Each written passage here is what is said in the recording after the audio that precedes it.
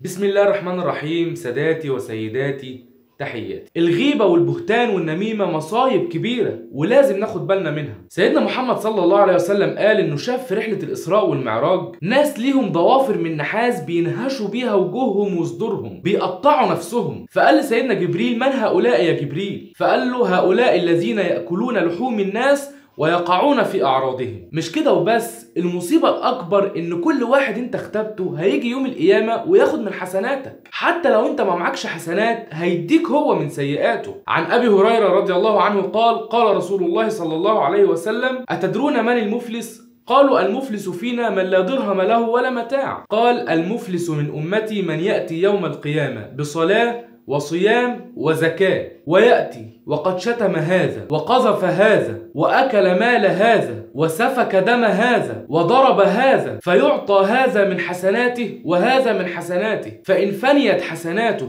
قبل أن يقضي ما عليه أخذ من خطاياهم فطرحت عليه فطرح به في النار. تخيل انت بقى طول حياتك بتصلي وبتصوم وبتزكي وبتعمل حسنات عشان تيجي يوم القيامة تديها لناس غيرك. يبقى انت عاقل؟ بتصوم لغيرك وبتصلي لغيرك مش لنفسك. مش كده وبس، ده انت كمان هتاخد من سيئاتهم. يعني مصيبتك مصيبة. يعني يوم القيامة ممكن تلاقي معاك سيئات زنا وانت ما زنتش، ممكن تلاقي معاك سيئات قتل وانت ما قتلتش، معاك سيئات انت ما عملتهاش. كل ده عشان بتجيب في سيرة الناس. إنما النميمة فسيدنا محمد قالها قولا واحدا كده: لا يدخل الجنة نمام. الموضوع خطير وإحنا مش مدركين خطورته. وتحسبونه هينا وهو عند الله عظيم. امسكوا لسانكم شوية، ما تقعدوش في أي قعدة فيها غيبة ونميمة. ولو هتقعدوا يبقى تردوا الغيبة دي عن صاحبها أو تغيروا الموضوع. ولو مش هتعرفوا تعملوا لا دي ولا دي يبقى تقوموا وتسيبوا القعدة واللي فيها. اللهم إني قد بلغت، اللهم فاشهد.